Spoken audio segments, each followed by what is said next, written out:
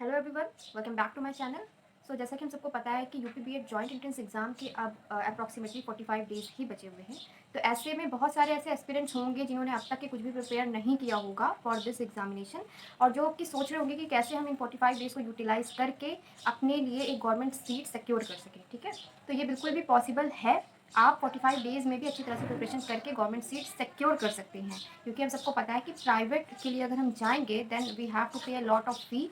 ठीक है, तो क्या एक स्ट्रैटेजी होना चाहिए, मेरा खुद का क्या एक्सपीरियंस रहा है इस एग्जामिनेशन का, कैसे मैंने गवर्नमेंट सीट सिक्योर करी, तो उस स्ट्रैटेजी को हम लोग यहाँ पर डिस्कस करेंगे। तो let's start this video.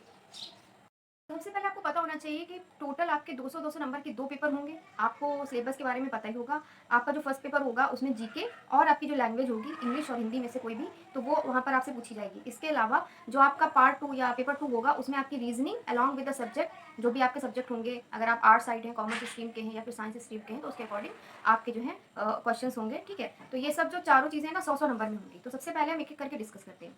First of all GK. अगर हम जीके की बात करें तो ये काफ़ी वास्ट हो जाता है, क्योंकि जीके में history, polity, Indian economy, geography, general science और साथ में जो करंट अफेयर्स हैं लास्ट 6 मंथ की, तो ये सभी चीज़ें इंपॉर्टेंट हो जाती हैं। क्वेश्चन इन सब टॉपिक में से आता है। अब बात आती है कि बचे हुए 45 दिन में हम कैसे जीके को प्रिपेयर करें। ठीक है, तो सबसे पहले एक चीज़ आप बिल्कुल ध्यान में रखिए कि जीके, रीजनिंग और जो आपकी लैंग्वेज है इसमें ही आप ज़्यादा से ज़्यादा स्कोर कर सकते हैं। अगर आप बात करेंगे कि जो आपका स्ट्रीम से रिलेटेड क्वेश्चंस हैं, तो अब स्ट्रीम से रिलेटेड क्वेश्चंस में वहाँ पर साफ-साफ मेंशन है कि ग्रेजुएशन तक के आपके क्वेश्चंस वहाँ पर आपसे पूछे जाएँगे। और हम सबको पता है कि ग्रेजुएशन में जो हम पढ़ते हैं वो हम रिटेन कितना कर पाते हैं। ठीक है, तो ये बहुत क्लियर पॉइंट है। अगर आप ग्रेजुएशन अभी करके आए हैं तो बात अलग है, और अगर आपको टाइम हो गया ग्रेजुएशन किए हुए then it will become difficult for you to retain all that syllabus. ठीक है, आप उसको रिवाइज भी नहीं कर सकते इतने कम टाइम में। सो फॉर दैट आपको अपने ये 300 नंबर जो हो गए जीके, रीजनिंग और आपकी लैंग्वेज के, इन्हें आपको बहुत ज़्यादा ही अच्छी तरह से प्रिपेयर करना होगा, क्योंकि अगर आप 250 नंबर के आसपास भी ले आते हैं तो आपको बहुत आराम से गवर्नमेंट सीट, आपके प्रेफरेंस का, आपके चॉइस का कॉलेज आराम से मिल जाएगा। तो अगर हम जीके को देखें तो जीके को प्रिपेयर करने का सबसे स्मार्ट वे है to prepare through the marathon sessions. अगर आपके पास ये वाली लूसेंट बुक है, आप पढ़ सकते हैं तो इट्स ओके, लेकिन 45 डेज में इसको पढ़ना it is not easy at all. तो फॉर दैट आपको करना क्या है, आपको मैराथन सेशंस निकालने हैं, यूट्यूब से सर्च करना है, एक आध लिंक मैं डिस्क्रिप्शन में प्रोवाइड कर दूंगी। ठीक है, तो 3 घंटे 5 घंटे का होगा पूरा।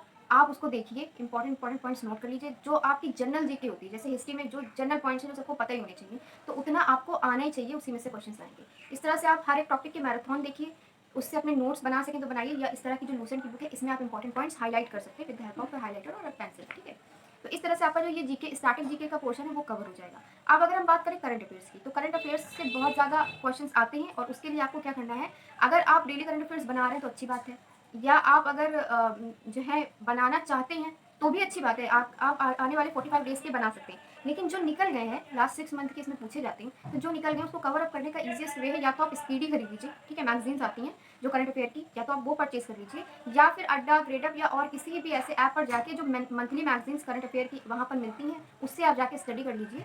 और ये बात ध्यान में रखना है कि ये स्कोरिंग पोर्शन है आपके लिए। करंट अफेयर अगर आप सही से प्रिपेयर करेंगे तो बहुत ज़्यादा आप स्कोर कर सकते हैं। इसके बाद में बात आती है आपकी लैंग्वेज की। तो लैंग्वेज एक ऐसी चीज़ है, आप जो भी प्रेफर कर रहे हैं हिंदी या इंग्लिश, तो उसके लिए आपको बहुत ज़्यादा पढ़ने की नीड नहीं होती, क्योंकि आपको सब कुछ पता होता है, आप बचपन से वो लैंग्वेज पढ़ते हुए आ रहे हैं। फॉर एग्जाम्पल मेरी जो लैंग्वेज थी दैट वॉज इंग्लिश। ठीक है, तो इंग्लिश में I think I have not revise a single topic, और ऐसे ही मैं पेपर देने गई थी, and in that section I have scored approximately all the question. मेरे जो जितने भी थे वो सारे करेक्ट थे। ठीक है, एक आध अगर कहीं गलत हो गया होगा देन बात अलग है। तो अगर आप हिंदी और इंग्लिश के लिए पूछेंगे तो मेरे पास ये वाली बुक्स हैं, और मुझे लगता है कि हिंदी के लिए लूसेंट और इंग्लिश के लिए S P Bakshi, these are sufficient. ठीक है, ये सारे कॉम्पिटिशन्स के लिए ही इंपॉर्टेंट होती हैं। तो अगर आपके पास नहीं है तो आप ये सारी बुक्स परचेज भी कर लें, क्योंकि आपको लॉन्ग टर्म ये सब चीज़ों का जो यूज़ है धीरे धीरे आपको समझ में आएगा, अगर आप कॉम्पिटिशन की दुनिया में अभी नए हैं। और अगर आप पहले से कॉम्पिटिटिव एग्जाम्स के लिए प्रिपेयर कर रहे हैं देन आपको बहुत ज़्यादा प्रिपेयर करने की ज़रूरत ही नहीं है, आपको सिर्फ रिविजन की ज़रूरत पड़ेगी। फिर बात आती है रीजनिंग की। तो रीजनिंग बहुत ज़्यादा स्कोरिंग हो जाता है, अगर आप कायदे से प्रैक्टिस कर लेंगे इन बचे हुए 45 दिन में तो बहुत कुछ आपका हो जाएगा। ठीक है, कुछ क्वेश्चंस तो आपके ऐसे होंगे जो आप आराम से अपनी बुद्धि लगा के कर सकते हैं, कुछ ऐसे क्वेश्चंस होते हैं जिसमें आपको प्रायर प्रैक्टिस की जरूरत होती है। फॉर एग्जाम्पल क्लॉक हो गया, कैलेंडर हो गया, या काउंटिंग फिगर्स टाइप के जो छोटे मोटे टॉपिक्स आ जाते हैं, बहुत बड़े लेवल की रीजनिंग इसमें नहीं आती है। और अगर आपको प्रैक्टिस करना है ना, तो आपके पास अगर ये अरिहंत की पतली वाली बुक भी है तो ये भी आपके लिए सफिशियंट हो जाएगी, और अगर आपके पास मोटी वाली येलो वाली है then it is also good.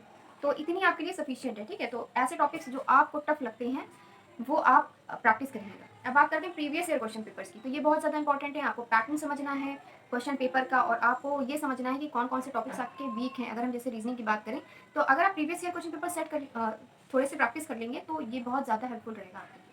अब जो आपका लास्ट क्वेश्चन बचता है, आपके जो ग्रेजुएशन लेवल तक का आपकी स्ट्रीम से क्वेश्चंस आएंगे, ठीक है?